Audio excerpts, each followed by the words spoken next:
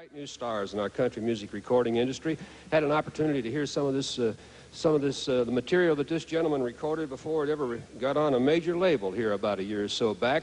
He's gone on in the past year to have a very exciting year. Not on Your Love, a #1 record, and a little song called The Cars in the top 5 rolling around country music charts these days. Give a nice, warm, grand ole opry welcome to Mr. Jeff Carson. Here he is.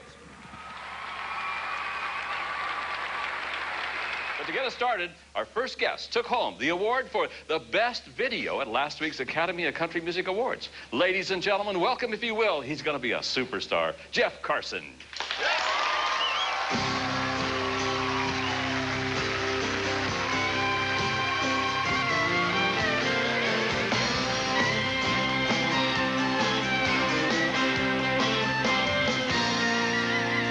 There's a little girl wanna make her mind. What she wants, I don't know. If red means stop and green means go, her line is always yellow. I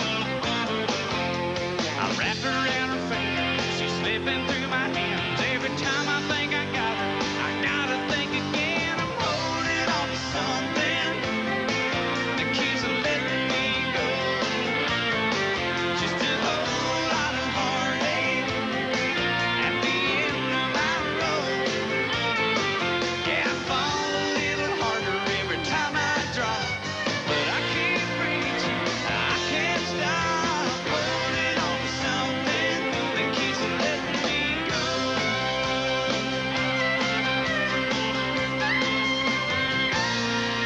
Well, she calls me on the phone, says she's all alone, feeling kinda lonely. Says she can't wait, so don't you be late. I promise her I won't be.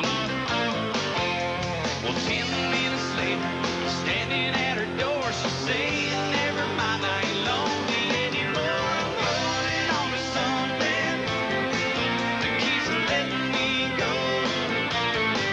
Just a whole lot of heartache at the end of my road. Yeah, I fall a little harder every time I drop, but I keep reaching, I can't stop. Holding on to something that keeps letting me go.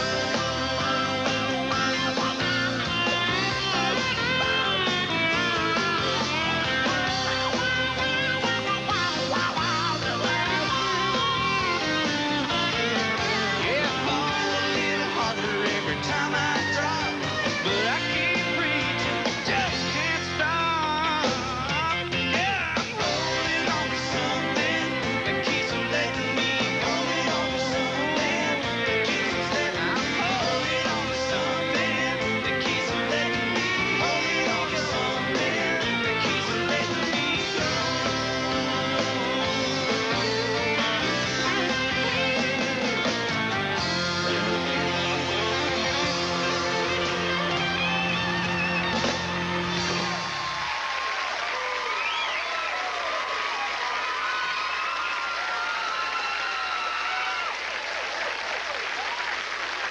Hello, buddy. They like you. They like you. Thank you. Thank you. Wow. All right. It's great. You wear a hat all the time? Pretty much all the time. Either a cowboy hat or a cap or something. Yeah, I have a very funny thing about hats because I've been involved in the rodeo business for many, many years, and I compete and everything. And in the rodeo world, you know, you have to, when you go into the arena, you have to wear a hat and a long-sleeve shirt. Oh, yeah, that's You just know, the, it is yeah, you a have rule. to. Can I? What size hat do you wear? 7 1/8, I think. May I use it for Yes, just a you second? may. I want to show you something, folks, that this is very funny. The reason that I don't wear a Oh, I hat. should have done my hair. But let me show you why I don't wear a hat, okay? When I go into a restaurant, How you do that? I don't want to do it. Isn't that funny? For some reason, I don't know why it is, I have a muscle there. Muscle head, yeah? You know, I can clean out a restaurant by just eating a hamburger. That's quite entertaining, though, Bob. No, it's not. This is an exciting time for your life, isn't it? Oh, man, no kidding, no kidding. I just got back from L.A., where we were talking about earlier. You mentioned about the awards and for the video of the year. And golly, you know, when they called my name up there for that, I've never been so excited and nervous all at the same time. Look at the competition. I mean, you had the Junior Browns, and Colin Ray, John Michael Montgomery, Travis Tritt, and bingo, there you are, walking up there. That's another reason I just show the believe folks. It. Oh, yeah. I just happened to bring it. Just happened to bring it in his front pocket when I met him. Isn't that neat? Yeah. Okay, let's set it right up here. Yeah, there you go. Yeah. Thank you. That is cool. That is really wonderful. Thank you. Congratulations. And there's, you know, when they call my name and you go up there and I had a speech all made out and it just went right out of my head, you know, with all these artists and people looking at me, and it was so scary. There are about 4 people that I really need to mention. One are the producer and director for this video for the car, Maureen Ryan and Michael Solomon. You didn't mention them up there? No, I didn't.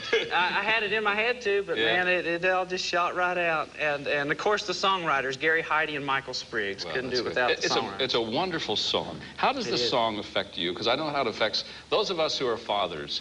I know how the song is called The Car, by the way.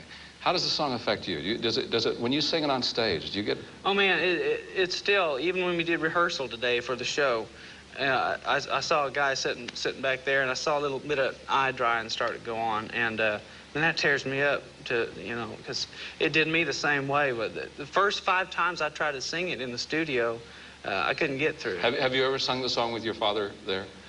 I tried. The first time I tried to sing this song, it was before that we realized that this was going to be a single.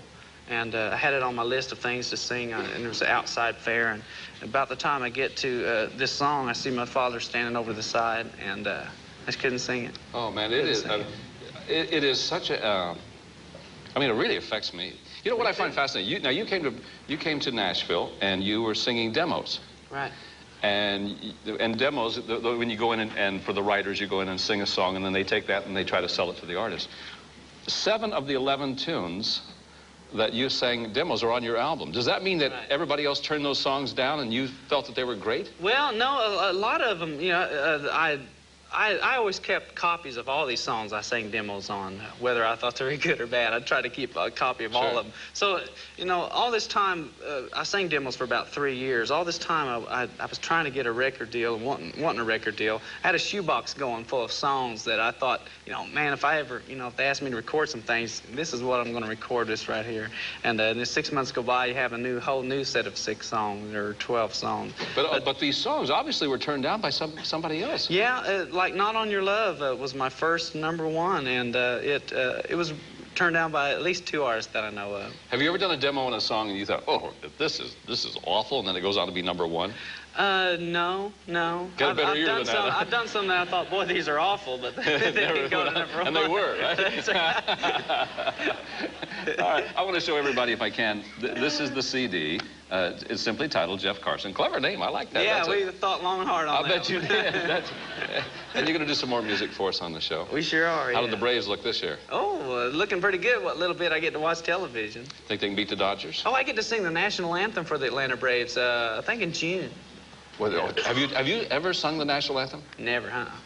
Well, I went to I've always been a big baseball fan. I wanted to sing national anthem, so I went in my producer's studio, Chuck Howard, and I just did a vocal of the national anthem, no music, just a cappella. Do you have to sing it live that night? Because with that feedback, I mean, you know, you can hear yourself 2 days later. It's like having cavities. Yeah, that's scary. Hopefully I can block that out. I think I would record it ahead of time and lip sync if I could. Will you do some more music for us a little later on? You betcha. It's really nice having you here. Coming up next, we're going to meet guys, 3 guys, in fact, whose career is heading straight up. They're called the Sky Kings. So join us when we come back with more Prime Time Country. See you in a minute.